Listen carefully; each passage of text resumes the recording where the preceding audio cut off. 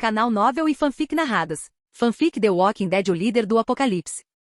Capítulo 121, preparativos finais. No dia seguinte, vários grupos saíram para coletar suprimentos nas áreas circundantes. Alguns tinham a tarefa de eliminar os zumbis para facilitar a coleta de recursos nas cidades próximas, depois que diferentes equipes abasteceram caminhões militares com suprimentos. Algumas até se deram ao trabalho de encontrar veículos em funcionamento para continuar a busca por recursos. Os materiais foram classificados em 3 categorias: alimentos, itens úteis e medicamentos. Sob as ordens de Jason, tudo era importante e precisava ser levado para a prisão. Por isso ninguém hesitava em levar o material, e caminhões carregados de suprimentos chegavam constantemente. Shane, que tinha vindo visitar a filha de Rick e alguns rostos conhecidos, partiu naquela mesma manhã, pois se sentia responsável pelos cuidados da outra base. Com a recente transferência de pessoas para a base que Sam administra na cidade, a população da prisão caiu de mais de 400 para pouco mais de 300. Por causa disso, alguns alimentos que corriam o risco de estragar foram enviados para outras bases para consumo. Tyler havia sido responsável pelas comunicações até então,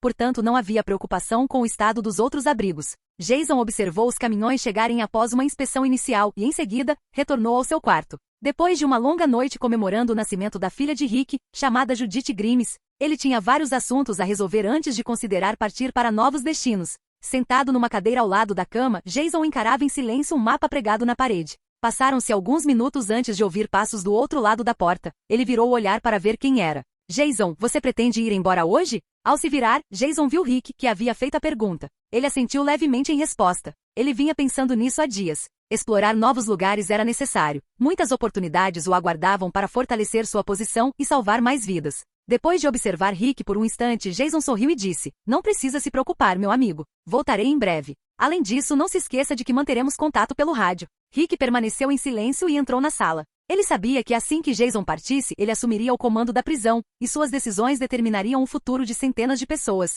Jason também sabia disso. Rick não era chamado de o destruidor de comunidades à toa. Pensar nisso fez hesitar por um momento, questionando se realmente era uma boa ideia deixar essa responsabilidade para ele. Mas outra parte dele entendia que Rick precisava continuar evoluindo para aumentar seu valor. "Vamos lá, me diga, como está sua família agora que cresceu com um novo membro?" perguntou Jason, vendo Rick tão quieto. "Bem, os médicos disseram que Judith nasceu saudável, sem complicações. Não sei se devo ficar feliz ou preocupado, vendo no que o mundo se tornou." Rick suspirou com certa angústia. Jason pensou em oferecer algumas palavras de encorajamento, mas se conteve. Ele sabia que para Rick amadurecer, precisava encarar a realidade. Agora ele tinha uma família maior pela qual lutar, precisava tomar decisões firmes e compreender a dureza do mundo atual. Pensar nisso trouxe a Jason uma mistura de tristeza e alegria. Ele não sabia o que o futuro lhe reservava, mas encontrou paz ao ver que, a cada experiência, os outros compreendiam melhor como era o mundo fora dos muros da prisão. É preciso ter cuidado com aqueles que descobrem a prisão e depois escapam. É preciso entender que os forasteiros só têm 2 opções: continuar sobrevivendo, ou morrer e virar cadáveres.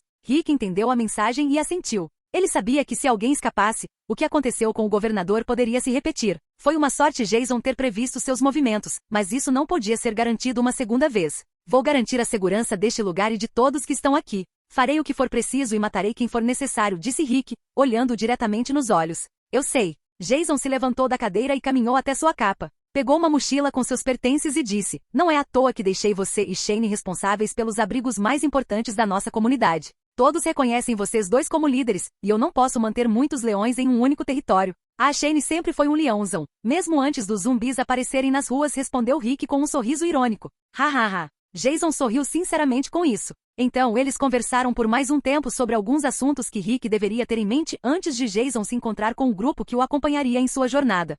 Jason reuniu apenas uma dúzia de pessoas para esta viagem. Muitas pessoas dificultariam sua mobilidade e aumentariam suas necessidades. Inicialmente, Jason teve dificuldades em saber como abordar os outros sobreviventes, mas depois percebeu que, como era soldado, não precisava se apresentar como apenas mais um sobrevivente. "Todos estão prontos?" "Está tudo pronto. Podemos ir embora quando você disser." Ao ouvir essas palavras, Jason assentiu com a cabeça e decidiu dizer algumas coisas para que todos entendessem melhor o perigo dessa expedição. "Antes de mais nada, agradeço a todos vocês pelo apoio. Esta equipe foi formada por voluntários. Embora houvesse mais de 100 voluntários, escolhi apenas vocês." Quando Jason terminou de falar, todos trocaram sorrisos, e ele disse: "Todos vocês têm uma compreensão mais profunda do mundo além destas paredes. E cada um de vocês tem experiência em diferentes áreas. Espero que mais do que um grupo nos tornemos uma família, dispostos a dar a vida uns pelos outros e a nos apoiar mutuamente ao longo desta expedição. Agora vou explicar a função de cada um de vocês. Primeiro, Daryl, você é responsável por explorar o caminho. Uma motocicleta foi preparada especialmente para você. Você poderá testá-la mais tarde. Tudo bem. Merle, John e Sasha, vocês três são responsáveis pela segurança geral. A prioridade de vocês não são os zumbis, mas sim os humanos perigosos. Todos vocês têm acomodações especiais para dormir dentro da realidade virtual modificada. Sasha, seu lugar é no andar de baixo. Espero que esteja tudo bem para você. Elias, você será o atirador de elite. Entendido. Carlos, você descobriu recentemente que é bom com arcos compostos. Você ficará encarregado de proteger os veículos sob a liderança de Daryl. Cabe a vocês dois eliminar alguns zumbis. Entendido, comandante. Pode contar comigo para eliminar todos os zumbis com a ajuda do meu professor Daryl, disse Carlos animado. Ai meu Deus! Murmurou Daryl do fundo do grupo. Jason sorriu e acenou com a cabeça, ele realmente gostava daquele jovem. Então olhou para Michonne, que estava ao seu lado. Michonne, você vai cozinhar, e eu posso ajudar com isso. Você também pode se juntar à luta quando estiver livre. Michonne assentiu com indiferença. Glenn e Maggie, vocês dois são responsáveis por desenvolver e executar atividades de prevenção, proteção e combate. Billy Fisher, você é responsável pela manutenção diária do veículo. Não quero que o carro quebre no meio do caminho. Entendido, chefe. Por fim, Jason olhou para os dois últimos e disse, Therese e T-Dog, vocês dois, junto com Michonne, ficarão responsáveis pelo combate corpo a corpo. Se a equipe parar para descansar, vocês precisam cooperar com Daryl e os outros para concluir o trabalho defensivo juntos. Sim, senhor. Comandante. No fim, Jason olhou para o animado George com sua grande barba e disse meio sem palavras, George, como sempre, você vai dirigir. Você é muito bom nisso e eu sempre confiei em você para essa função. Não preciso dizer mais nada. Ao ouvir as palavras de Jason, George imediatamente bateu no peito e prometeu, não se preocupe, chefe. Como sempre, terei prazer em segui-lo. Jason permaneceu em silêncio, observando George ficar tão emocionado. Então, ele sorriu e assentiu, pensando em tudo o que haviam passado juntos. Nessa jornada, ele planejava recrutar muitas forças na Virgínia. Afinal, havia muitas pessoas da história original por lá que poderiam lhe ser úteis. Se ele deixasse essas oportunidades escaparem, mal conseguiria sobreviver à ameaça da CRM. Talvez conseguisse enfrentá-lo se as coisas dessem errado, mas sem muitas pessoas-chave, ele não tinha confiança no resultado. Dessa vez, Jason sabia que enfrentaria muitas forças e uma situação muito complicada, então precisava estar totalmente preparado. Mas nada é absoluto, e ele não podia prever tudo. Quanto aos acontecimentos futuros, se sua força aumentasse em Atlanta, ele tinha certeza de que poderia se manter firme em sua posição. Após refletir sobre o assunto, Jason voltou para seu quarto e começou a planejar seus próximos passos. Capítulo 122 Meu mestre. Um dia depois, um trailer modificado estava estacionado perto de uma fábrica. Dezenas de cadáveres de zumbis jaziam espalhados ao redor do veículo. Vários guardas cercavam o trailer, enquanto outros vigiavam do teto. Este grupo era a equipe escolhida por Jason. Desta vez, tanto o exterior quanto o interior do trailer haviam sofrido mudanças significativas. A parte externa fora pintada com cores de camuflagem, algo inédito, e as letras SCT estavam em destaque na frente. Com isso, as intenções de Jason ficaram claras: usar a imagem de sua comunidade como uma organização de elite para abordar diferentes assentamentos de sobreviventes, implementando um modelo militar que chamasse a atenção. É claro que muitos poderiam cobiçar o que o caminhão carregava dentro, mas Jason não estava muito preocupado com isso. Primeiro, ele havia passado um bom tempo reforçando o veículo, tanto por dentro quanto por fora. Segundo, embora alguns tivessem começado a ver seu grupo como um alvo atraente para saques, a aparência imponente do trailer fazia com que a maioria pensasse duas vezes antes de atacá-lo. As forças maiores avaliariam o risco cuidadosamente, e Jason não temia as menores. Ainda assim, o mais importante era manter a cautela. Hoje em dia todos tomavam suas próprias precauções. Jason entendia que por mais preparado que estivesse, eventualmente entraria em contato com comunidades poderosas. Haveria até momentos em que o conflito com algumas delas seria inevitável, mas essa era uma de suas forças. Ele não tinha medo. Com tudo isso em mente, Jason queria fazer algumas modificações no trailer para torná-lo mais versátil e corrigir certos pontos fracos. Primeiro, era necessário melhorar as aberturas de tiro externas e adicionar proteções às janelas blindadas. O espaço interno já estava sendo usado ao máximo, mas ainda havia mudanças que poderiam ser feitas para liberar ainda mais espaço. Foi por isso que eles vieram a esta fábrica, para remodelar um reboque traseiro e transformá-lo em um container de suprimentos, dificultando muito o roubo. Desta vez, Jason escolheu um reboque pequeno, fácil de acoplar e útil para armazenamento externo. O desempenho do veículo recreativo era suficiente para atender a todas as necessidades do grupo, então, após sair da base, George dirigiu-se à fábrica para iniciar as reformas necessárias. Ontem o grupo encontrou um local adequado para trabalhar sem ser incomodado por caminhantes, e eles estavam posicionados lá desde então. Agora, Jason precisava reunir alguns suprimentos para a base principal. Ele não queria delegar a tarefa aos sobreviventes de outras bases, já que todos estavam ocupados reforçando os abrigos e treinando. Ele não pretendia atrasar o progresso deles quando podia lidar com a tarefa sozinho. A base tinha amplas reservas de combustível, comida, recursos e tudo o que era necessário para sobreviver por anos. Mas Jason não queria esgotar essas reservas com tarefas secundárias. Por isso, ele planejou ficar aqui por um tempo para que a equipe pudesse se acostumar a viver dentro do trailer modificado. Sua capacidade não deve ser subestimada. Além do tamanho, o veículo enorme era surpreendentemente rápido, mesmo totalmente carregado. Enquanto George, John e Jason estavam ocupados com os preparativos, o resto da equipe começou a ficar entediado. Eles estavam esperando há horas. Além de George e John, que podiam ajudar, os outros apenas observavam. Merle, inquieto, desceu do teto do trailer e se aproximou de Jason. Jason, estou pensando em sair para comprar alguns suprimentos. Devemos aproveitar ao máximo nosso tempo aqui. Jason, que estava ajudando George, parou ao ouvi-lo. Ele olhou para cima, pensou por um momento e assentiu. Certo. Mas lembre-se, não estamos em território onde podemos esperar apoio imediato. Tenha cuidado. Se as coisas ficarem complicadas, recue. Ao verem a aprovação de Jason, os outros que estavam por perto demonstraram entusiasmo. Merle reuniu Daryl, Carlos, Glenn, Michonne e Therese. O grupo de 6 pessoas saiu rapidamente da fábrica. Estavam numa área urbana distante da base, nos arredores de Atlanta, onde muitos lugares permaneciam inexplorados. Logo desapareceram num cruzamento. Jason não estava preocupado com eles. Ele confiava na força e nas habilidades de sobrevivência deles. Sua tarefa agora era reforçar o trailer para armazenar mais mantimentos e liberar espaço dentro do veículo recreativo. Enquanto Jason e os outros continuavam trabalhando, Merle e seu grupo já haviam percorrido uma boa distância. Desde a última visita de Merle à cidade, o número de zumbis havia diminuído, embora ainda houvesse alguns por perto. Havia pelo menos uma dúzia de pedestres por quarteirão, mas para uma equipe tão experiente, eles representavam pouca ameaça. Para facilitar a coleta e a devolução, eles decidiram limpar a área para evitar problemas futuros. Carlos, empunhando um arco composto, disparava flechas com precisão mortal. Cada flecha derrubava um zumbi à distância. Merle deu uma risadinha e disse: Caramba, Carlos, parece que Daryl te treinou bem com esse arco, hein? Velho, já que você não quis me ensinar, seu irmão o fez. Meu mestre, respondeu Carlos, lançando um olhar para Daryl que caminhava à frente. Droga, Daryl murmurou com um suspiro. Já te disse 1000 vezes, pare de me chamar de mestre. Michonne, katana em punho, observava silenciosamente os prédios ao redor. Ela procurava por lojas que valessem a pena conferir. Ao ouvir a conversa, não pôde deixar de intervir. Parem de brincar e se concentrem. Viemos aqui para comprar suprimentos, não para nos divertir. Glenn, empunhando um M4A1, também examinou a área, tentando se lembrar das lojas naquela região. Ele se recordou de vários supermercados e shoppings nas proximidades. Finalmente, ao chegarem a uma esquina, Glenn reconheceu a rua e disse: É esta. Lembro-me de várias lojas ali perto. Antes que ele pudesse terminar de falar, Merle espiou por trás da esquina, depois se virou imediatamente e tapou a boca de Glenn, sinalizando silêncio com um gesto de mão. Glenn assentiu. Therese e Michonne se agacharam ao lado deles. Todos olharam para o outro lado da rua. Havia lojas de alimentos, mas também entre 70 e 80 pessoas andando por ali. Ficou claro que havia pessoas presas atrás daquelas portas. Podemos ajudá-los? Perguntou Glenn hesitante. Se os caminhantes estivessem dispersos, não haveria problema. Mas esse grupo era considerável e poderia atrair ainda mais, transformando-se em uma horda. Embora esses encontros às vezes acontecessem por acidente, os relatórios de Jason eram claros: eliminar os grupos antes que se tornem uma ameaça maior. O grupo ainda estava sob controle, então, após uma breve discussão, eles decidiram agir. Segundo Merle, se as pessoas lá dentro não soubessem para onde ir, eles as levariam até Jason. Merle confiava na capacidade de Jason de avaliar as pessoas. Ele sempre conseguia classificá-las facilmente entre úteis e perigosas. Embora nenhuma pessoa sozinha pudesse ameaçar a segurança da base, Merle admirava a aguçada capacidade de observação de Jason. Na verdade, vários dos presentes haviam sido escolhidos pessoalmente por Jason. Merle elaborou um plano de ataque simples. Carlos e Daryl entrariam primeiro. Flechas e virotes de besta começaram a cortar o ar,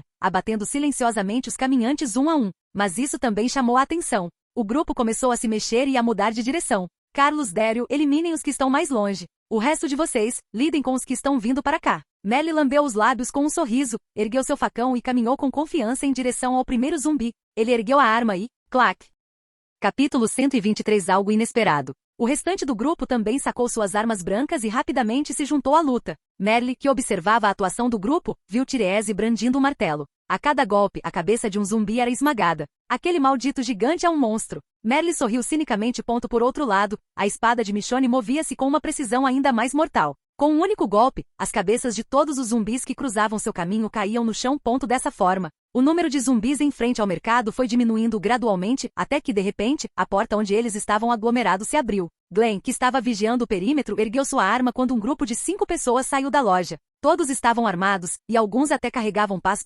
Mas Glenn baixou a guarda ao ver o grupo se juntando à luta, atacando os zumbis por trás. No entanto, eles eram claramente muito menos eficazes do que seu próprio grupo e pareciam completamente exaustos. Em todo caso, com mais 5 pessoas ajudando, a limpeza foi mais rápida. Depois de cerca de 10 minutos, todos os pedestres na rua já haviam sido retirados pela pequena equipe. Quando tudo acabou, Merlin embainhou a faca, sacou um revólver e apontou para os 5 que tinham saído da loja. Com voz rouca, ele gritou: Ei, ei, ei! Não se mexam! Só porque salvamos vocês não significa que os conhecemos. Quem é o líder de vocês? Tem mais alguém na loja? Glenn e os outros também ergueram suas armas, apontando para os 5 estranhos. Eles tinham ajudado, sim, mas isso não significava que fossem boas pessoas. Um dos 5, um homem negro de jaqueta caque, levantou as mãos e deu um passo à frente lentamente. Ele olhou para o grupo de Merle e disse educadamente: Olá, meu nome é Bob Stockey. Sou médico militar e, por enquanto, sou o líder desta equipe. Ainda há alguns idosos e crianças lá dentro. Não temos mais intenções, mas a comida perto do nosso assentamento acabou.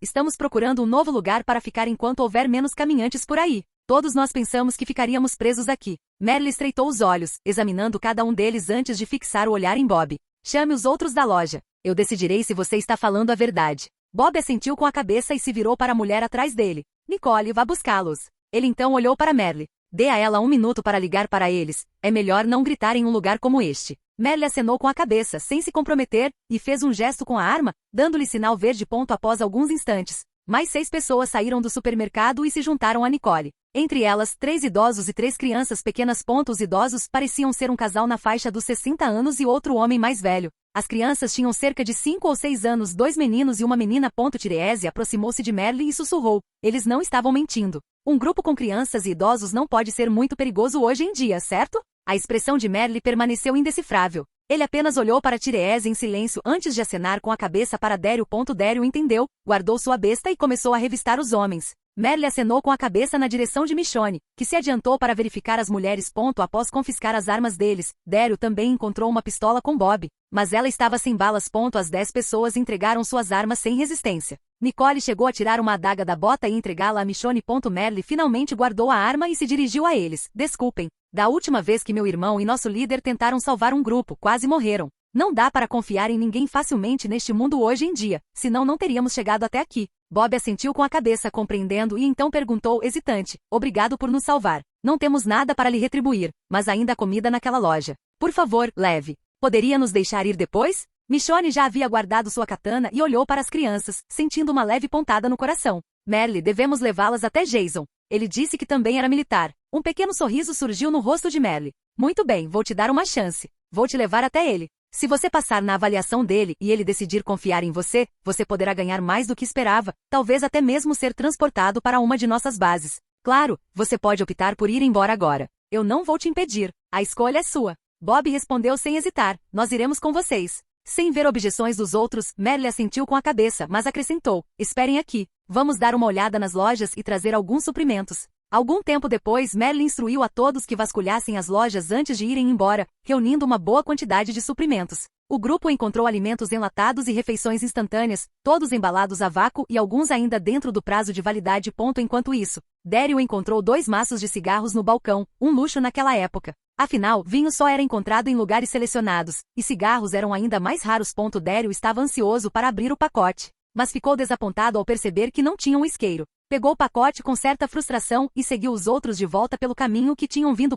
Jason estava ocupado soldando alguns equipamentos ao reboque, e as ferramentas de todos estavam em uso constante.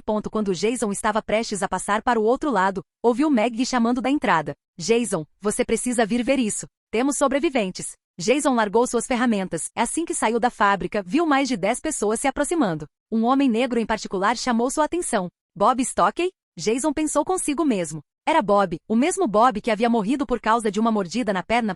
Jason caminhou calmamente até Merle, observou o grupo e perguntou em voz baixa: O que está acontecendo? Eles não deveriam ter feito tanto barulho. Parece que você encontrou alguns companheiros. Merle deu a Jason um breve resumo da situação. Depois de ouvi-lo, Jason ficou convencido. Aquele era definitivamente Bob. Aquele devia ser o último grupo sobrevivente com quem Bob estivera. Se a equipe não os tivesse resgatado, provavelmente não teriam durado muito mais tempo. Logo, Bob teria acabado sozinho, e eventualmente na prisão. Jason assentiu com a cabeça e então se aproximou dos sobreviventes. Merle o apresentou. Este é o nosso líder. A maioria de nós já o chama de comandante. Bob, que estava na frente, estendeu a mão rapidamente para cumprimentá-lo, mas hesitou, percebendo que talvez não fosse apropriado naquela situação. Estava prestes a recuar quando outro homem estendeu a mão e lhe deu um aperto de mão firme. Ao ver o comandante lhe oferecer um sorriso amigável, Bob retribuiu o sorriso, um tanto nervoso, e disse: "Somos muito gratos por termos sido encontrados pelo seu grupo. Eles são todos muito fortes. Se não fosse por eles, não estaríamos aqui." Jason soltou a mão dele, deu um tapinha no ombro de Bob e disse: "Bob, certo? Pode me chamar de Jason. Você é militar, né? Tenho várias bases onde alguém como você seria útil. Estamos resgatando sobreviventes e estabelecendo novos assentamentos. Parece que você também não abandonou seu dever. Fico feliz em ver pessoas que ainda se importam com crianças." As palavras de Jason tranquilizaram o grupo. Ele não parecia hostil, o que trouxe uma sensação de calma. No entanto, continuou Jason, nossa comunidade tem um processo de seleção muito rigoroso. Todos precisarão responder a algumas perguntas para que possamos entender claramente quem você é. Bob sentiu uma pontada de ansiedade com o "no entanto", mas as próximas palavras de Jason o tranquilizaram. "Com base nisso, escolherei a base certa para você." Logo em seguida foi feita uma lista com o nome e a especialidade de cada pessoa. Jason analisou as respostas cuidadosamente.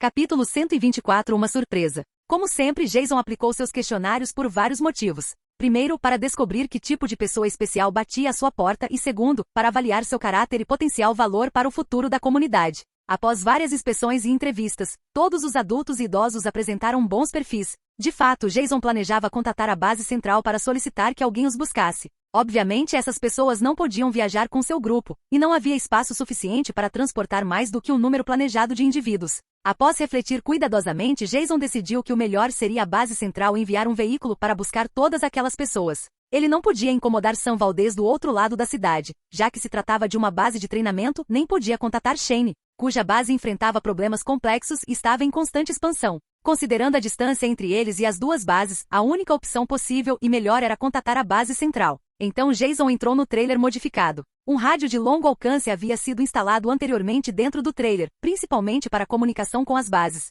enquanto a equipe que viajava com ele usava rádios de ondas curtas para evitar interferências com outras transmissões. Desde que Jason acidentalmente contatou outras pessoas enquanto evacuava Atlanta com suprimentos, ele percebeu que rádios de longo alcance haviam sido usados anteriormente. Portanto, para evitar serem descobertos novamente, eles agora usavam rádios de ondas curtas. Embora Jason tivesse a intenção de viajar para longe, seus objetivos para essa jornada eram claros. Ele não planejava se envolver em outros lugares a menos que tivesse certeza de que a situação estava sob controle. Quanto ao rádio de longo alcance, dependendo da localização, ele pode não receber um sinal claro quando necessário. CZ. Base Central. Base Central. Aqui é Jason. Respondam se puderem me ouvir. Câmbio. CZ. Aqui é o Tyler. Qual é a situação? Após uma longa conversa, ficou combinado que um caminhão viria da base central na manhã seguinte para buscar todas as pessoas. Como já estava tarde, Jason deixou a tarefa quase concluída. Devido à falta de eletricidade, estava escuro demais para continuar o trabalho. Ele pretendia encontrar uma maneira de gerar energia, mas os geradores fazem muito barulho, e em áreas infestadas de zumbis, isso seria uma sentença de morte. Portanto, o trabalho seria retomado amanhã, e eles partiriam assim que as pessoas fossem resgatadas. Um grupo inteiro de pessoas embarcou no trailer modificado. Merle e Carlos foram direto para o terceiro andar, enquanto Michonne e os outros estavam ocupados cozinhando. O restante sentou-se em cadeiras e mesas que haviam sido retiradas do depósito. O interior do trailer ampliado era enorme. Quando expandido, proporcionava um amplo espaço onde mais de 20 pessoas podiam se abrigar, com todos os equipamentos dentro. Os pisos foram projetados para aproveitar cada centímetro do espaço, mas como ainda havia mulheres nesta viagem, uma seção teve que ser reservada exclusivamente para elas. Naquele momento, Bob estava sentado em uma pequena cadeira, maravilhado com o incrível design de interiores do trailer modificado. Tudo era tão sofisticado e prático. Havia uma porta na parte traseira do veículo, uma escada que levava ao que parecia ser uma abertura para armas, e as paredes eram fortemente reforçadas. Havia um cômodo separado que Bob supo ser para armazenamento de alimentos. De ambos os lados havia beliches, e outro cômodo cuja finalidade era desconhecida. Atualmente, Glenn e os outros haviam dividido os espaços em seções superior e inferior, com cada um ocupando um andar específico. O que mais surpreendeu Bob foi que os compartimentos expansíveis em ambos os lados da área central se revelaram uma sala de operações e uma sala médica. Este local poderia servir como centro de comando, e bem ao lado havia uma pequena área para tratar qualquer tipo de lesão. O interior comportava 2 pessoas e, embora o espaço fosse pequeno, sem dúvida possuía tudo o que era necessário para um procedimento médico. Enquanto Bob estava absorto em admiração, Jason entrou vindo de fora, e Michonne e os outros saíram da casa carregando panelas de comida. Bob fechou rapidamente a porta da sala médica e olhou para Jason com um pouco de constrangimento. Ao ver a expressão de Bob, Aidon deu de ombros e disse, está tudo bem, você pode olhar o quanto quiser. Só estamos gratos por ainda não termos precisado usar isso. Senhor, o senhor tem algum médico em seu grupo? Perguntou Bob, curioso. Jason apontou para um homem que ouvia música em silêncio num leitor de cassetes e disse, eu tenho algum conhecimento médico, mas John está passando por um treinamento para relembrar sua experiência como médico militar. Bob olhou para John e não pôde deixar de dizer, parece que você trouxe muitos especialistas com você. Suas habilidades médicas e o fato de você ser militar serão de grande ajuda. Você poderá ser transferido para uma das bases para dar suporte ao treinamento, disse Jason. Ele sabia que um médico militar era um recurso valioso para suas forças. Nesse momento, Michonne e os outros já haviam terminado de preparar a comida e chamaram todos para saírem do trailer para comer. Dando um tapinha no ombro de Bob, Jason disse, vamos comer primeiro, podemos conversar mais depois. Naquele momento, várias pessoas se reuniram em volta de Michonne. As crianças pequenas estavam ao lado dela, olhando com os olhos arregalados para a comida na panela. Fazia muito tempo que não faziam uma refeição decente. Michonne pegou 3 pratos e serviu comida para as 3 crianças, que a agradeceram e saíram correndo, sorrindo, com os pratos nas mãos. Ao observar as costas das crianças, os olhos de Michonne demonstraram um lampejo de emoção. Ela não fingiu mais indiferença, não até que todos estivessem fora do trailer e sendo servidos. Enquanto o grupo de Jason jantava na prisão, o jantar acabará de terminar. Rick caminhava em direção ao quarto com Judith nos braços. O estado de Rick agora era melhor do que na linha do tempo original, pelo menos sua esposa e filha haviam se recuperado bem. Quanto à questão do leite em pó, a base tinha muitas pessoas e havia coletado uma grande quantidade de suprimentos logo no início do apocalipse, incluindo fórmula infantil. Naquele momento, sua filhinha tinha acabado de tomar leite. Rick deu-lhe tapinhas leves nas costas e depois de um pequeno arroto, Judith pareceu sonolenta novamente, adormecendo em seus braços. Após entregar Judith à esposa, Rick sentou-se na beira da cama, com a intenção de conversar com Lori. Bang, bang, bang. Uma série de batidas apressadas na porta o interrompeu. Rick franziu a testa, levantou-se e abriu a porta. Era Carol. Ao ver o rosto ansioso de Carol, Rick imediatamente percebeu que algo estava errado. Ele olhou para Lori e fez um sinal para Carol conversar lá fora. Lori, vou sair um pouco. Você deveria descansar. Lori, de bom humor, assentiu com a cabeça e colocou Judith no berço ao seu lado antes de se deitar na cama. O que está errado? Rick fechou a porta antes de perguntar em voz baixa. Ele sabia que Carol não viria até ele a menos que fosse algo sério. De fato, o tom de Carol era nervoso quando ela baixou a voz e disse, acabamos de receber um aviso dos batedores na floresta? Eles disseram que uma grande horda de zumbis está se aproximando da prisão. Todos os batedores deixaram a floresta e retornaram à base. Rick ficou atônito com as palavras dela, virou-se e saiu correndo da unidade. Carol o seguiu. Desde sua conversa com Daryl sobre Jason, ela havia se juntado à equipe de defesa e aos poucos aprendido a usar arcos e armas de fogo, aventurando-se frequentemente para fora da prisão. Assim que saiu da unidade, Rick subiu em uma torre. Naquele momento, muitos guardas estavam se reunindo nas muralhas. Rick sabia o que estava por vir, uma horda de zumbis. A prisão estava prestes a enfrentar sua primeira horda de zumbis desde que fora construída. Naquele momento, Rick podia sentir a segurança transmitida pela espessa muralha da cidade sob seus pés. Ele desceu rapidamente da torre de vigia e caminhou ao longo da muralha, gritando para as pessoas que ali estavam. Saiam todos da parede. Silêncio absoluto. A multidão começou a se dispersar de forma ordenada. Rick pediu a todos que se preparassem e ficassem atentos a qualquer movimento de zumbis. Rick pegou o rádio e transmitiu um alerta para todos os guardas da base, para que se preparassem para um combate direto caso algo desse errado. Logo, muitos soldados subiram nas torres com caixas extras de munição para as metralhadoras. De acordo com o protocolo, a primeira regra era não fazer barulho e deixar os caminhantes passarem. Graças às altas muralhas, se nenhum som fosse emitido, a horda continuaria avançando. Rick sussurrou para Marco, nossas defesas são boas. Mas se os zumbis ouvirem qualquer barulho, seremos cercados e a cerca de arame farpado externa será destruída.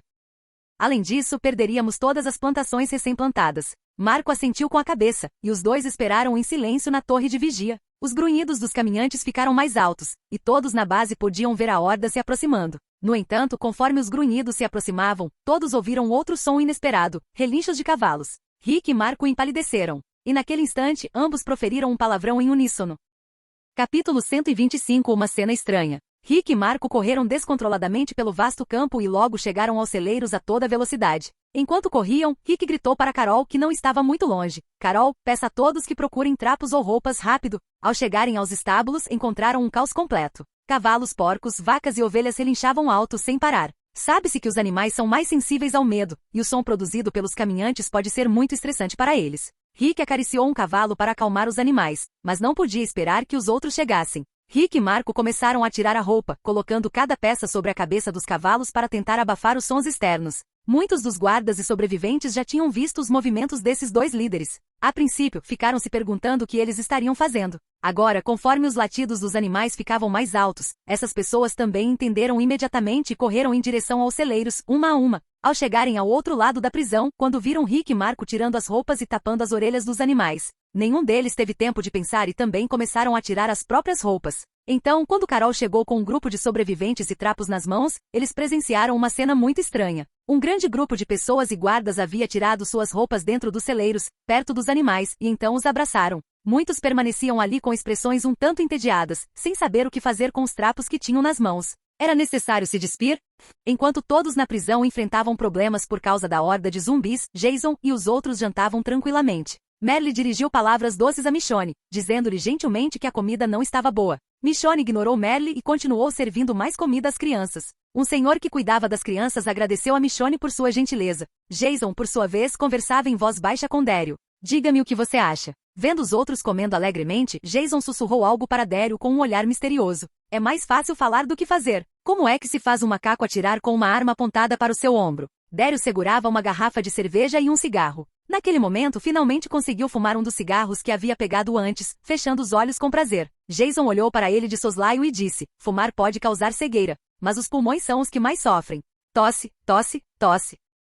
Jason balançou a cabeça ao ver que Daryl não conseguia imaginar um macaco atirando. Então afastou-se dele e sentou-se ao lado de Bob. Observou Bob, que estava distraído, e notou que ele encarava um ponto específico. Seguiu seu olhar e imediatamente sentiu certa raiva da maneira como aqueles sobreviventes estavam pensando. Ai! Bob, que encarava Sasha atentamente no grupo, levou um susto ao ver Jason, e quando percebeu o rosto dele o encarando, a comida em suas mãos quase caiu no chão. Ao olhar para Jason, ele rapidamente ergueu o prato e encheu a boca de comida. Jason achou tudo muito estranho. Será que ele e Daryl eram os únicos solteiros do grupo? Era uma situação trágica, mas então ele perguntou, você se sentiu atraído pela nossa atiradora de elite? Ain, ain. Dessa vez foi a vez de Bob engasgar, ele engasgou de verdade. Não esperava que o líder fosse tão observador. Deu um sorriso sem graça e largou o prato que tinha na mão. Desculpe, eu não deveria estar fazendo isso. Jason desviou o olhar. Ele não se importava muito com essas coisas e então perguntou, o que você quer para o futuro? Bob deu um sorriso irônico. Que planos ele poderia ter? Ele vinha vivendo um dia de cada vez. Se não fosse pela sorte que teve hoje, teria ido visitar Deus muito antes do que imaginava. Não tenho muito o que fazer. Eu era médico militar e morava sozinho. Meu antigo grupo foi dizimado e para lidar com as perdas comecei a beber. Se não fossem essas pessoas que vocês salvaram, eu não teria conseguido sobreviver nesta vida. Enquanto falava, Bob olhou para os poucos sobreviventes ao seu lado. Então é uma boa hora para compartilhar meu sonho com você. Jason planejava ir direto ao ponto. Bob era um militar de carreira, o que poderia compensar a falta de um bom médico com o conhecimento necessário para sobreviver nos dias de hoje. O único problema desse homem era seu vício em álcool, mas era compreensível se estivessem em sua situação. Na história original, ele se apaixona por Sasha, se recupera completamente e é muito responsável ao parar de beber. Depois de ouvir as palavras de Jason, Bob ficou sério e perguntou, por favor, me diga o que você tem em mente. Portanto, Jason contou a Bob exatamente por que havia deixado o acordo e o que planejava fazer em seguida. Após ouvir as palavras de Jason, a expressão de Bob tornou-se séria. Ele hesitou um pouco e perguntou, Senhor, por que o senhor está me dizendo isso? Quero que você se junte ao nosso grupo. Você é um médico militar, então suas habilidades serão necessárias. Ninguém aqui consegue realizar cirurgias tão complexas quanto você, e alguns de nós poderíamos servir como seus assistentes. Claro, a decisão é sua. Jason sorriu levemente ao dizer essas palavras. Se você precisar da minha ajuda, com certeza eu a ajudarei. O tom de Bob tornou-se decisivo. Após terminar com Bob, Jason se separou da multidão. Sua primeira tarefa agora era procurar assentamentos de sobreviventes por toda parte. E o que ele costumava fazer ultimamente era sentar no carro e analisar os mapas um por um. Os assentamentos poderiam deixar vestígios. Embora a possibilidade fosse baixa, era melhor do que dirigir às cegas. Uma vez encontrado um assentamento, ele provavelmente descobriria outros próximos, enriquecendo gradualmente seu próprio mapa de recursos. A noite passou lentamente, tanto na prisão quanto na equipe de Jason. Foi uma noite de insônia. Logo cedo na manhã seguinte, já passava das 8 da manhã, e Rick ainda estava deitado imóvel na cama, como muitas pessoas naquele momento dentro da prisão. A horda de zumbis havia migrado durante a noite, e todos os guardas, assim como alguns sobreviventes, permaneceram nos estábulos, temendo qualquer tipo de acidente caso fossem descansar. Só depois das 4 da manhã o som dos zumbis do lado de fora começou a diminuir. Na verdade, o número de zumbis não era muito grande, provavelmente apenas alguns milhares, mas o movimento deles era lento, e eles preferiam não desperdiçar munição lidando com tantos zumbis. Se algum deles fosse atraído pelos sons, pararia e esperaria até que eles fossem embora. Olhando ao redor da prisão por onde a horda de zumbis passou, pode-se dizer que eles passaram sem causar muitos danos. Embora a cerca de arame estivesse retorcida em alguns pontos, ela resistiu. Caso contrário, as plantações teriam sido perdidas. Isso era bom, o que deixou Rick mais calmo. O mais importante era que a construção do segundo muro externo, a 100 metros das cercas de arame farpado, já havia começado, e quando o muro estivesse concluído, não haveria mais o risco de uma horda de zumbis danificar as plantações. Herschel saiu da base bem cedo para verificar as plantações do lado de fora. Tendo perdido sua fazenda, ele agora dedicava todo o seu entusiasmo ao crescimento da prisão, especialmente dessas plantações e hortaliças. Após ordenar que Guilhermo reconstruísse rapidamente a cerca externa, Rick se jogou na cama e dormiu até às 10 da manhã, acordando em seguida com certa agitação. Rick lavou o rosto e piscou os olhos cansados. Finalmente percebeu o trabalho árduo que Jason havia realizado. Agora que era o líder da base, precisava se preocupar com tudo o que acontecia e lidar com os acidentes que ocorriam. Suspirando, Rick balançou a cabeça para afastar os pensamentos que lhe invadiam a mente. Jason confiava tanto nele que lhe confiou a base, então ele tinha que administrar bem aquele lugar. Encorajando-se secretamente, Rick empurrou a porta para abri-la e saiu do quarto. Shane deveria estar na mesma situação. Precisamos fazer as coisas direito pelo futuro da humanidade. Rick, você acordou. Olá, Capitão Rick. Bom dia, Capitão Grimes. Ao longo do caminho, muitos sobreviventes o cumprimentaram, e Rick retribuiu o cumprimento com um leve sorriso. Rick foi direto para a porta. Naquele momento, o guarda na porta era um dos poucos a quem Shane havia ensinado antes de partir para outro refúgio. Rick se lembrou de que aquele jovem se chamava Bruno Lastra. Após cumprimentar, Rick aproximou-se, olhou para a porta e perguntou: "O carro que foi buscar os sobreviventes já partiu?" Bruno assentiu com a cabeça ao ouvir as palavras, olhou para o relógio no pulso e disse: "Bem, eles saíram de manhã cedo, depois que a área foi limpa pelos batedores. E provavelmente voltarão em breve." Assim que a voz de Bruno se calou, o som de um motor foi ouvido não muito longe. Rick reconheceu o som do veículo blindado e soube que vinha da base. Olhando ao longo da porta, viu 2 veículos blindados se dirigindo para a entrada. Abrir a porta. De longe, o grito do sargento Ryan ecoou do veículo, e logo o veículo blindado parou em frente a Rick. A porta traseira se abriu e vários sobreviventes saíram do veículo. Ao ver o outro grupo sair do veículo, ele percebeu que a equipe era composta por pessoas diferentes. Depois de contar, constatou que eram 10 pessoas no grupo. Embora Rick não tivesse dito nada, ficou um pouco decepcionado. Desses 10 sobreviventes, apenas 4 poderiam ajudar. Os outros eram idosos e crianças.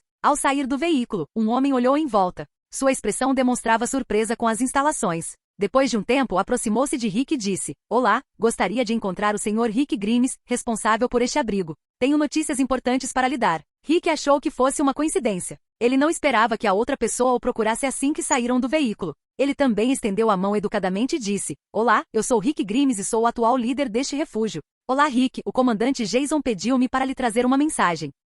Capítulo 126 Status. Universidade de Georgia Tech, Departamento Central, Zona Oeste. Em uma sala de reuniões, discutia-se o progresso da base naquela região da Geórgia. Sob as ordens e planos de Jason, todos estavam ocupados limpando prédios e lojas nos arredores, enquanto os usuários de andadores eram transferidos para um local completamente diferente para evitar infecções. "Senhor, espera-se que as paredes estejam concluídas e operacionais em algumas semanas. Por ora, com todos trabalhando arduamente, podemos considerar que a meta inicial poderá ser alcançada o mais breve possível. Quanto aos outros detalhes, nossos soldados de elite receberam a missão de isolar diferentes pontos da nossa área para impedir que hordas de zumbis se aproximem demais. Outro grupo está trabalhando na criação de um uniforme completamente novo para classificar nosso pessoal e oferecer-lhes melhor proteção." Em um espaço aberto, um projetor exibia o design do traje para proteger soldados de mordidas de zumbis. Esse traje, além da proteção contra mordidas, também incluía uma máscara de gás, um colete à prova de balas e um design otimizado para confrontos não apenas com zumbis.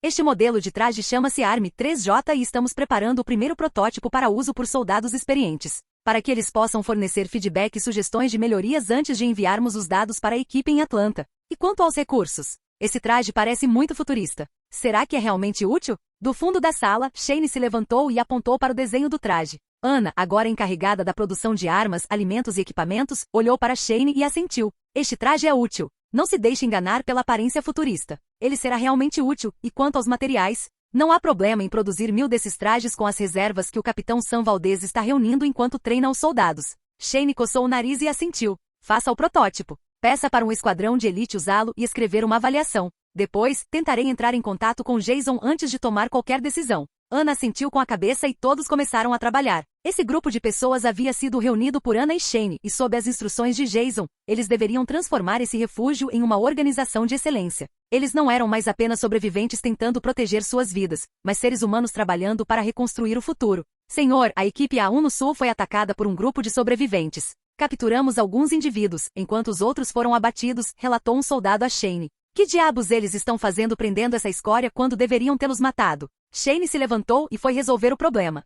Prisão a oeste da Geórgia. Qual é a mensagem? Gregor Elmont tirou uma carta de debaixo do braço e entregou-a cuidadosamente a Rick. Rick pegou a carta e a examinou várias vezes com uma expressão estranha. O envelope estava dobrado e o papel era branco com um selo de cera no meio. Fazia muito tempo que ele não via algo assim. Rick abriu o envelope, desdobrou a carta e começou a examinar o conteúdo. Sua expressão mudou gradualmente de calma para surpresa e, por fim, até mesmo a mão que segurava a carta começou a tremer. Após guardar a carta, ele deu um passo em direção aos 3 homens idosos que estavam por perto. Ele viu 2 figuras idosas e perguntou, encarando o mais velho, "Você é o cientista Gregor Elmont?" Ao ver o idoso sorrir e acenar com a cabeça em resposta, Rick virou-se para olhar para a senhora idosa ao seu lado e perguntou novamente, "Então, você deve ser Marie Curie?" A senhora idosa também assentiu levemente e apertou as mãos de Rick com um sorriso. Jason nos disse que vocês ainda estão fazendo tudo o que podem para encontrar a cura para esse vírus infernal. Conversamos bastante ontem, e ele disse que nossa ajuda ainda pode ser valiosa para vocês, e é por isso que estamos aqui. Gregor, ao lado dela, acrescentou, "Sim, pensávamos que não valia a pena mencionar que tínhamos títulos inúteis para a sobrevivência atualmente. Mas quando ele mencionou que ainda existiam bases seguras, ousamos tocar no assunto." Gregor Elmont suspirou ao olhar para a esposa. Seus olhos demonstravam decepção, e ele acrescentou rapidamente, "Minha esposa e eu tentamos apoiar a pesquisa do CDC para prestar auxílio. Fomos escoltados pelos militares, mas o engarrafamento era tão grande que era impossível chegar a tempo. Como resultado, sofremos um acidente e fomos levados para o outro lado da cidade." Marie assentiu com a cabeça e disse, "Talvez tenha sido o destino que nos trouxe até o seu povo, mas quando soubemos que, embora o CDC tenha sido destruído, seu grupo foi realocado para cá, ficamos ansiosos para conhecê-los." Rick ouviu atentamente a explicação detalhada do casal de idosos e de outra pessoa que se juntou a eles, indicando que também possuíam as qualificações necessárias e poderiam contribuir para a pesquisa. Ao saber disso, Rick não pôde deixar de admirar a sorte de Jason. Essas pessoas eram figuras-chave para o avanço da pesquisa. No momento em que Rick estava prestes a responder calmamente, um grito veio de seu lado. "Meu Deus! Professor Elmont! Dona Marie! Estou sonhando!" Candace correu em direção ao casal de idosos que estava diante de Rick, segurou suas mãos como se fosse dizer algo mas, em seu espanto, não conseguiu articular nenhuma palavra. Eles se abraçaram rapidamente, e Edwin também se aproximou com uma expressão animada. Edwin Jenner sorriu alegremente para sua esposa, depois caminhou em direção ao professor Elmont e disse, em tom de desculpas, "Professor Gregor, não podemos fazer nada por você quando perdemos a comunicação." O professor Gregor Elmont deu um passo à frente para cumprimentar Edwin e foi direto ao ponto que o incomodava desde o início, "Não diga coisas inúteis. Onde fica o laboratório? Como são as condições aqui?" Edwin respondeu diretamente, "As condições são muito boas, professor." Jason fez tudo o que pôde para montar um laboratório com todos os requisitos necessários para dar continuidade à pesquisa. Há energia elétrica, mas o processo de pesquisa está suspenso devido a alguns problemas. Felizmente o senhor está aqui agora. O que importava para Gregor Elmont agora era o laboratório. Como ele poderia estar com ânimo para responder aos elogios de Edwin? O sorriso em seu rosto havia desaparecido, sua expressão mudou, e ele disse, "Muito bem, vamos nos apressar e alcançar o trabalho."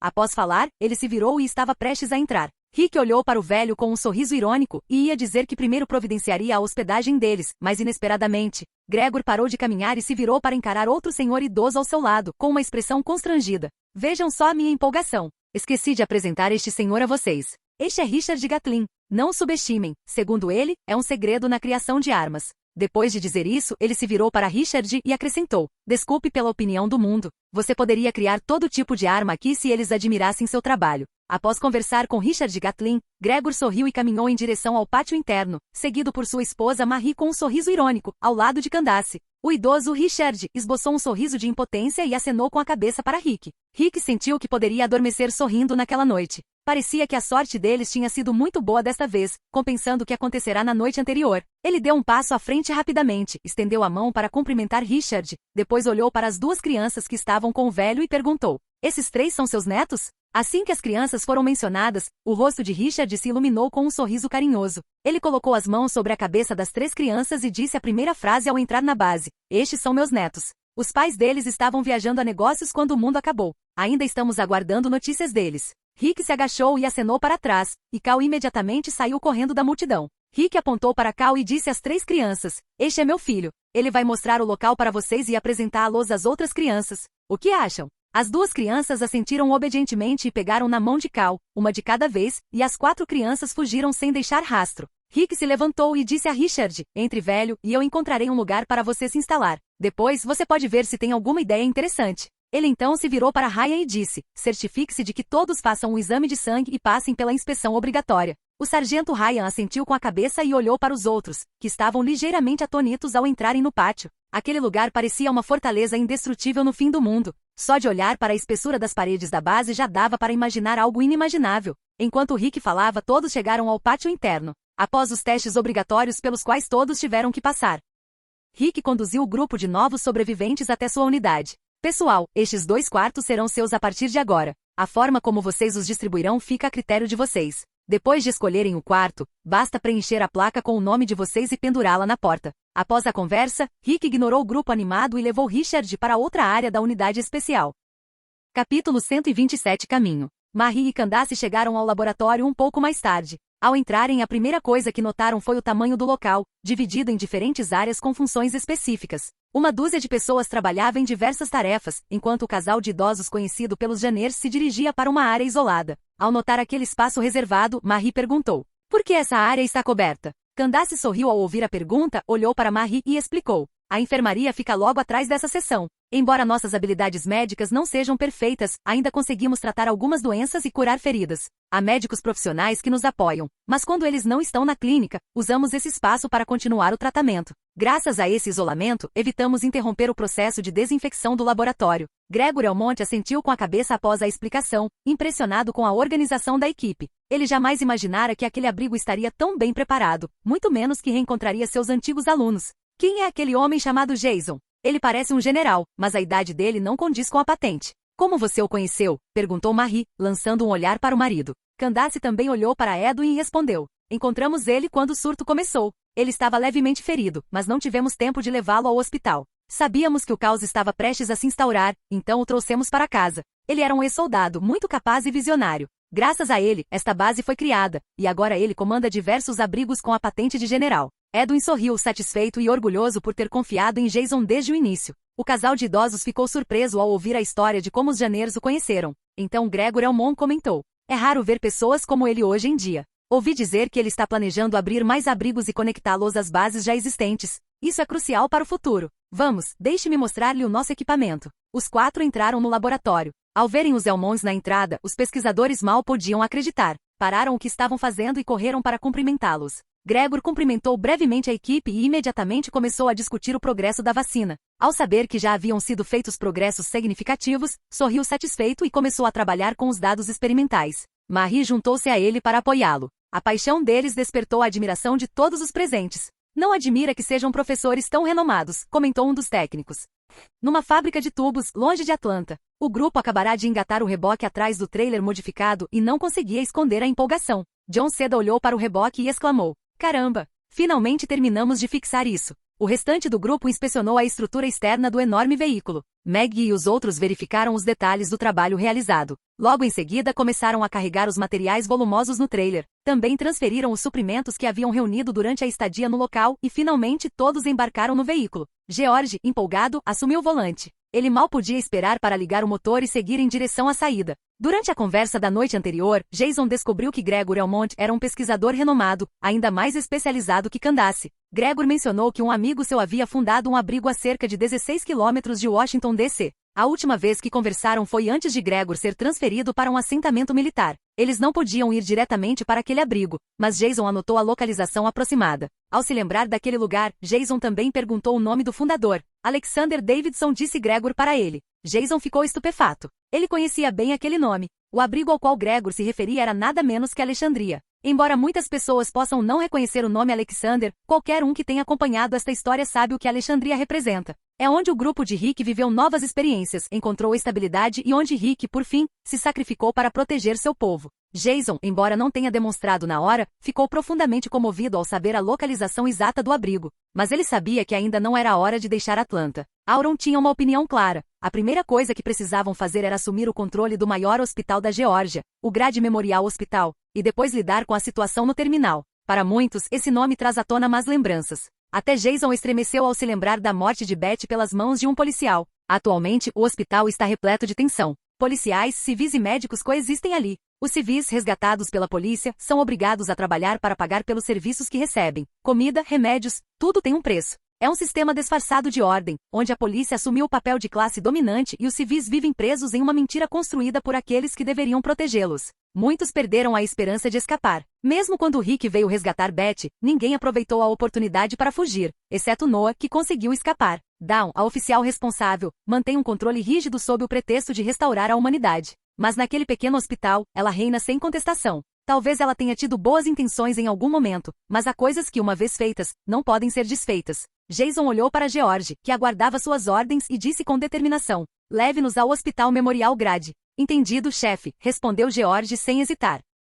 Capítulo 128. A brutalidade de Shane. O sol escaldante do meio-dia era implacável. Ao longo das estradas sujas da Geórgia, um grupo de jovens seguia em direção à faculdade de computação, não muito longe da base liderada por Shane. A área para onde a base se expandia a partir da universidade era bastante favorável, com estruturas úteis. Não havia apenas universidades, mas também muitos outros institutos com departamentos e instalações completas. A maioria das necessidades básicas já estava atendida, e eles podiam continuar expandindo o território, contanto que a população fosse grande o suficiente. Eles também não careciam de terras aráveis se avançassem para fora, logo chegariam a Tech Green, uma área muito adequada para a agricultura. A área ao redor do Tech Green era ideal, cercada por árvores. Se fosse cercada com arame, poderia ser usada imediatamente para cultivo. Existiam também instalações como o MRDC, perto do Instituto de Tecnologia da Geórgia, onde podiam trabalhar com tecnologia avançada. Havia inúmeros laboratórios e instalações capazes de produzir todo tipo de equipamento. Essa área era mais do que adequada para uma expansão segura. Além de estarem cercadas por prédios robustos, essas construções não eram arranha-céus inúteis como os do centro de Atlanta.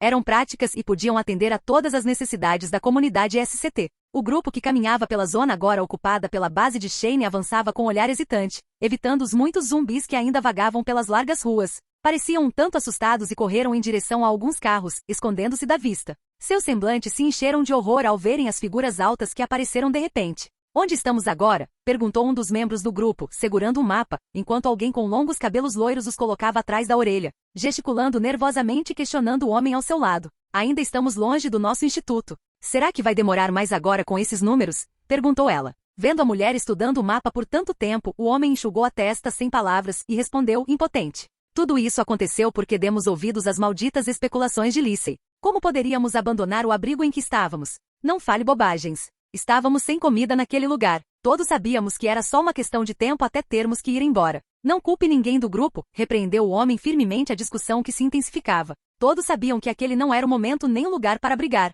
Qualquer ruído acidental poderia alertar os zumbis e transformar tudo em caos. Depois de dizer isso, o homem pegou um taco comprido coberto de pregos e disse: "De qualquer forma, a única coisa que podemos fazer agora é continuar em movimento. Mantenham o foco." A mulher loira olhou para ele, franziu os lábios com indiferença, pegou sua arma e seguiu-os rapidamente, acenando com a cabeça para os outros. Todos começaram a se mover entre os veículos, ignorando os zumbis ao lado deles. Olhando para a estrada interminável à frente, a loira suspirou. "Estamos aqui há tanto tempo e ainda não sabemos se há soldados para onde estamos indo, ou se é realmente uma zona segura." O sol brilhava no rosto de um homem que encarava os corpos feridos de vários soldados e alguns sobreviventes ajoelhados no chão. Shane estava ali, segurando um taco de golfe, observando os sobreviventes. O local ficava um tanto distante da base, mas Shane havia ordenado que não fossem removidos. O mundo realmente mudou. Eu pensei que quando Jason fizesse aquele discurso sobre o futuro, você entenderia o que precisava ser feito. Todos ouviram atentamente as palavras frias de Shane enquanto encaravam o grupo de sobreviventes que os havia atacado poucas horas antes.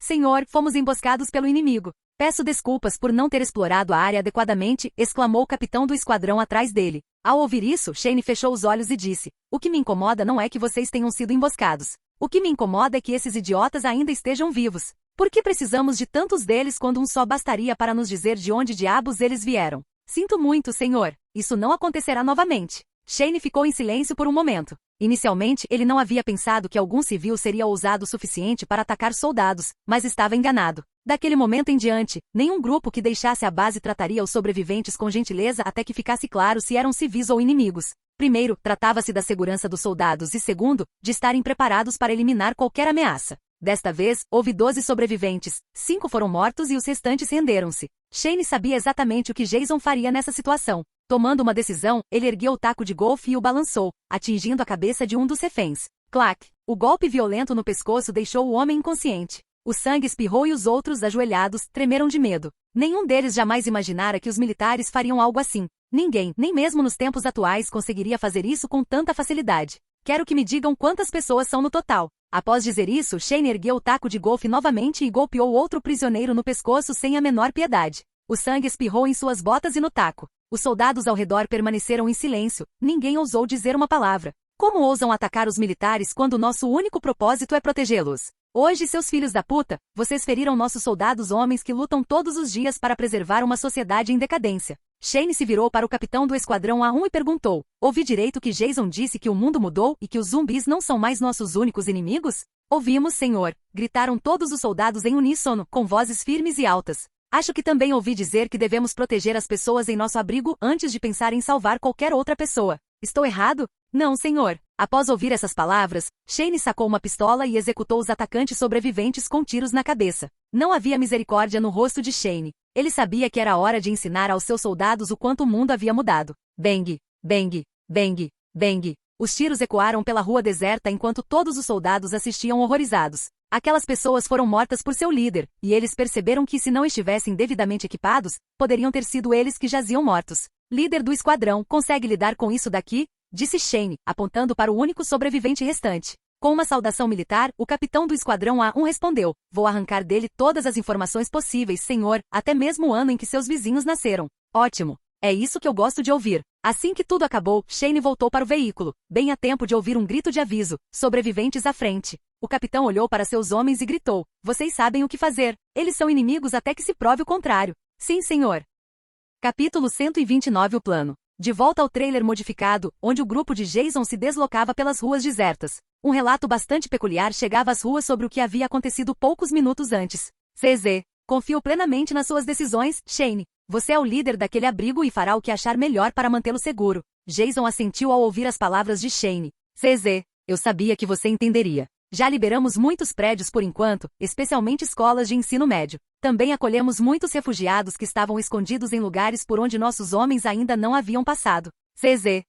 Isso é bom. Voltarei à base em breve. Por enquanto, pretendo assumir o maior hospital de Atlanta. Assim que tiver certeza de que está seguro, chamarei reforços para torná-lo útil para nossa equipe. CZ. Entendido, manteremos contato. CZ. Ótimo. Até logo, Shane. Jason sabia que não havia cometido um erro ao colocar Shane no comando de um abrigo. Ele foi um dos primeiros a realmente compreender o que o mundo havia se tornado com os zumbis. Na época, ninguém em seu grupo conseguia entender isso, e todos queriam permanecer em uma bolha irreal onde um mundo perfeito ainda existia para todos. Mas agora as coisas eram diferentes. Jason precisava de Shane tanto quanto as pessoas precisavam dele. Ele não estava apenas dando asas às pessoas mais inteligentes e decisivas que moldariam o futuro, ele também estava criando pilares fortes para o crescimento contínuo da comunidade SCT. Na verdade, Jason havia pensado muito sobre isso e repassado suas decisões 10 vezes antes de agir. Mas por hora, ele precisava se concentrar em suas próprias missões e objetivos. A maneira mais fácil de tomar o hospital seria matar todos os policiais sem piedade. Mas duas coisas o impediam.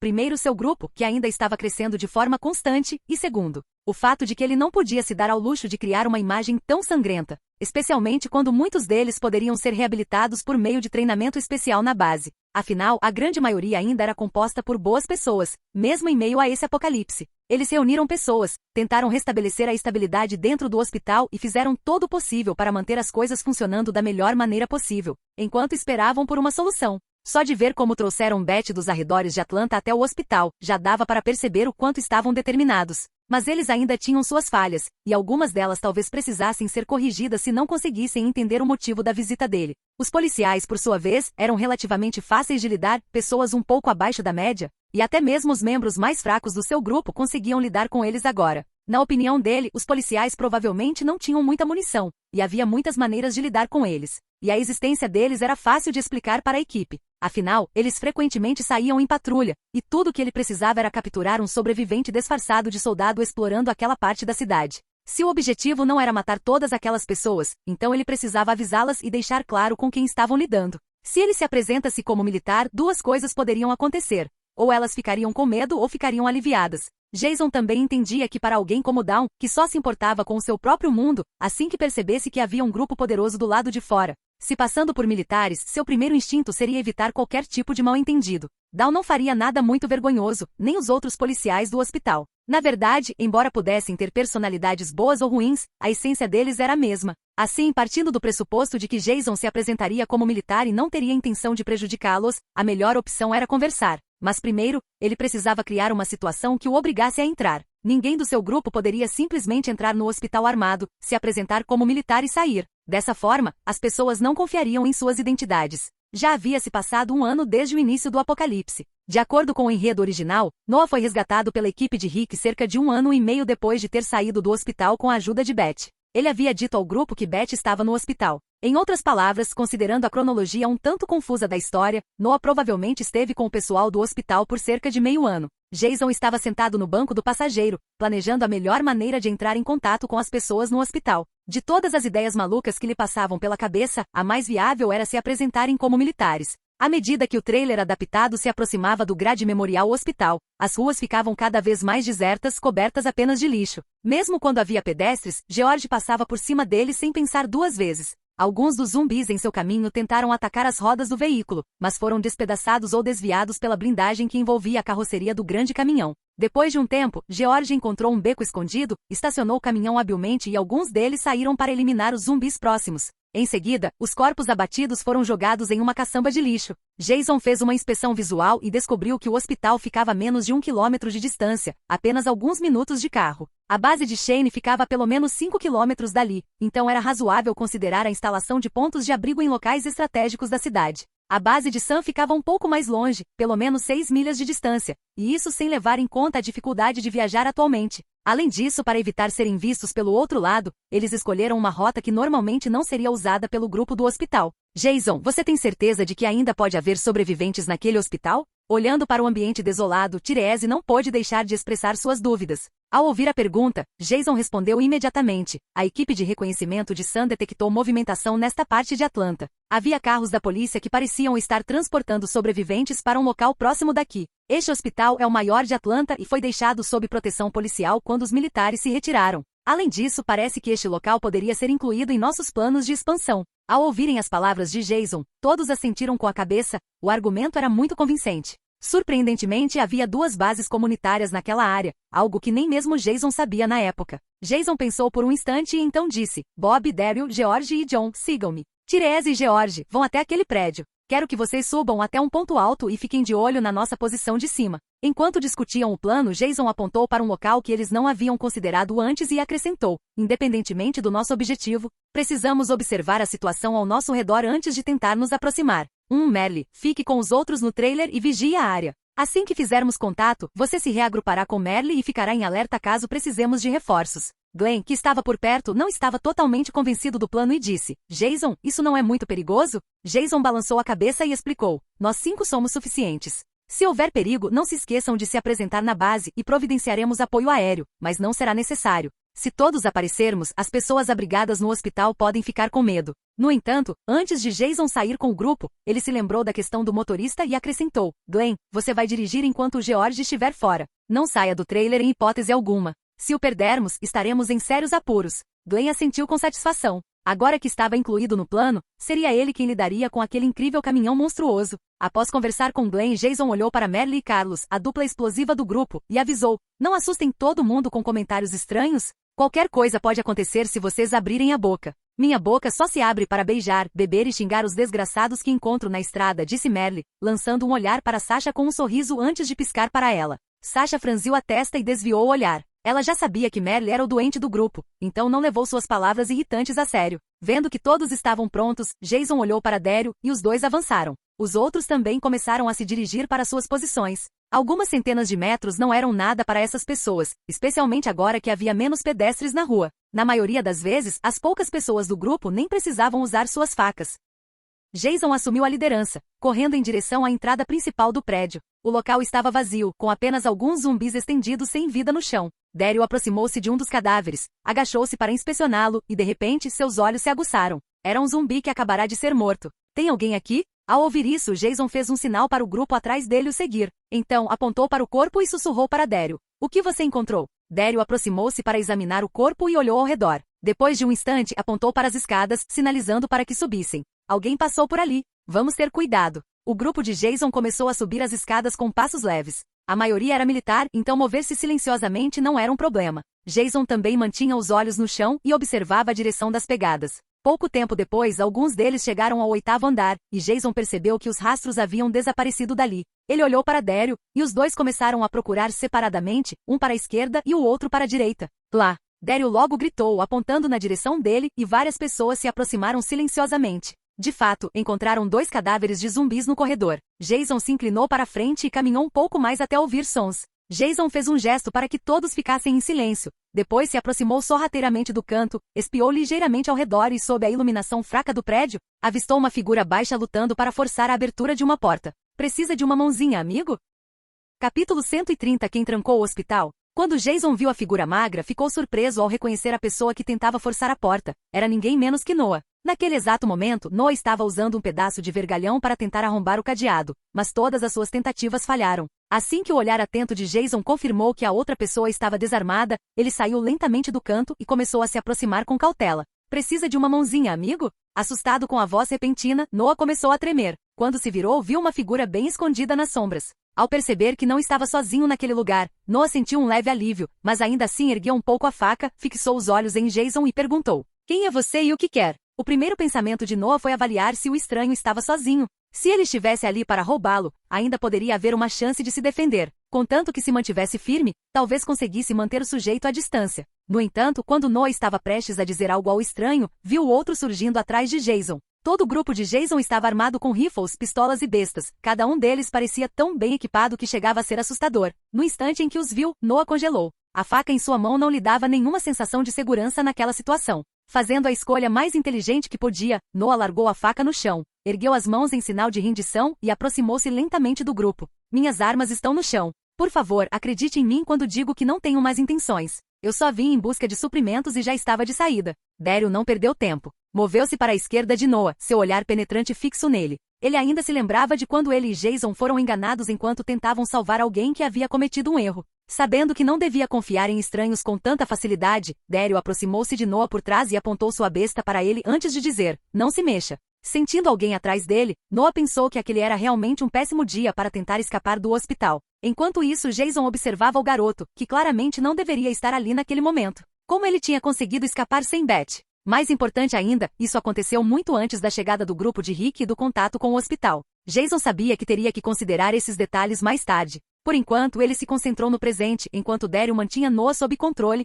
e mais uma vez cruzou o olhar com o garoto. Sinto muito que nosso primeiro encontro tenha sido assim, mas da última vez que fomos gentis com estranhos, um de nós quase acabou com uma faca no peito. Jason guardou o revólver e perguntou: posso saber seu nome? Noah, que parecia ter aceitado que não tinha muita escolha naquele momento, baixou um pouco a cabeça e respondeu com voz fraca: entendo, meu nome é Noah. Ao ouvir isso, Jason assentiu e perguntou: olá Noah, sou Jason. Posso perguntar o que você está fazendo aqui? Não sei se você sabe, mas meu povo tem um abrigo a menos de 5 quilômetros daqui. Você tem alguma ligação com as pessoas no hospital? Ao ouvir a palavra hospital, Noah olhou para Jason e perguntou cautelosamente: posso perguntar qual é a sua ligação com o hospital? Jason, sem se incomodar com a pergunta, respondeu: bem, neste momento, o objetivo da nossa comunidade é manter um perfil discreto e acolher mais sobreviventes. Pode-se dizer que somos um grupo de reconhecimento. Hoje, como um dos nossos primeiros objetivos, viemos a este hospital para ver o que está acontecendo. Noah, que sentiu que Jason estava sendo sincero, relaxou um pouco ao saber que faziam parte de um refúgio maior e respondeu: é verdade que há um grupo de sobreviventes naquele hospital. Todos são liderados por uma mulher chamada Dawn Lerner. Se bem me lembro, há cerca de uma dúzia de policiais, nem mais nem menos, e todos eles estão armados. Eles me trouxeram para este lugar há uns 4 meses. Vim a esta cidade com meu pai para procurar meu tio. Sofremos um acidente terrível, mas felizmente aquelas pessoas nos salvaram. Fiquei feliz na hora, mas aquela mulher decidiu não ajudar meu pai porque ele dava muito trabalho. Depois que meu pai morreu e eu me recuperei dos ferimentos, eles me obrigaram a trabalhar para pagar o favor que me fizeram. Nesse momento, Noah cerrou os punhos, tomado pelo ódio. John perguntou de repente, então você fugiu do hospital? Noah assentiu com a cabeça e implorou, eu já te contei tudo o que você queria saber. A essa altura, eles provavelmente já mandaram alguém me procurar. Por favor, você pode me deixar ir? E para onde exatamente você pretende ir esses dias? Daryl abaixou sua besta e perguntou com a voz um pouco rouca. Ao ouvir a pergunta, Noah fez uma expressão de saudade. She reviu status. Bem, era lá que eu morava antes de vir para Atlanta. Fica em Richmond, Virgínia. Havia muros enormes lá antes de eu vir para cá. Daryl bufou de repente. Por algum motivo, ao ouvir as palavras de Noah, imaginou uma pequena parede de papelão e, em seguida, pensou na enorme parede na base. Ao olhar para o rosto de Noah, sentiu-se estranho, mas, no fim, conteve o riso. Mas quando o resto do grupo ouviu a risada de Daryl, suas expressões se transformaram em descrença. Então George, que estava na frente, foi o primeiro a cair na gargalhada. Estranhamente, isso desencadeou uma reação em cadeia, e todos começaram a rir. Naquele momento, Daryl também pareceu querer rir, mas ainda estava se segurando. Assim que os cantos de sua boca se contraíram, ele fingiu cobrir a boca e tossir, abafando o riso. Noah olhou para o grupo, perplexo com as risadas, sem entender o que tinha dito de errado. Merle, que aparecerá em algum momento desconhecido, zombou e gritou. Você é um garoto incrível. Carlos com certeza vai te acolher como um irmão. Ai. Fiquem alertas, pessoal. Jason ficou um pouco constrangido com o comportamento de todos. Depois de um instante, todos pararam de rir. Daryl fez um sinal, e todos se viraram e começaram a sair da sala. Noah tomou a liberdade de perguntar. O que há de errado? Eu disse algo de errado? Bem, talvez o riso do Daryl seja contagioso. De qualquer forma, talvez a gente vá para a Virgínia também, assim que garantirmos este lugar. Você poderia vir com a gente, mas é bom saber com antecedência, vamos fazer muitas paradas. Vendo Noah ficar em silêncio, Jason acrescentou. Claro, a decisão é sua.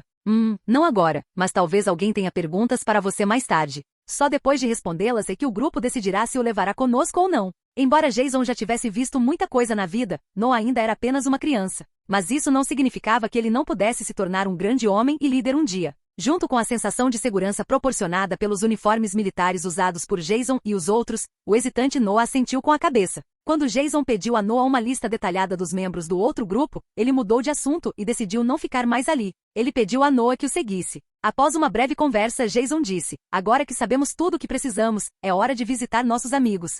Uma autocaravana modificada, pintada numa cor muito peculiar, percorria as ruas de Atlanta. O aspecto exagerado do veículo chamava a atenção, mas naquele momento as ruas estavam desertas, apenas pedestres. Glenn, que estava dirigindo desta vez, pisou no acelerador com entusiasmo. O peso, o tamanho, a estrutura reforçada e o design do veículo permitiram que ele atropelasse os pedestres sem dificuldade, despedaçando-os. Jason, que se sentia como se estivesse assistindo a um videogame, olhou para Glenn, que dirigia com um largo sorriso, e não pôde deixar de dizer. Dominique Toretto? Não se empolgue muito. Não se esqueça que teremos que limpar a parte externa do caminhão depois. Glenn congelou instantaneamente como se tivesse levado um banho de água fria. Só de pensar nos zumbis espalhados pelos pneus e do lado de fora do trailer, ele estremeceu. A essa altura, o hospital já havia notado o veículo se aproximando da rua. Quando os policiais viram o veículo estacionado em frente ao hospital, todos sacaram suas armas e correram escada abaixo em pânico. Um grupo de policiais correu para a entrada do primeiro andar e viu 3 pessoas saindo do trailer modificado, todos usando distintivos e bandanas com o símbolo da SCT, coletes de combate,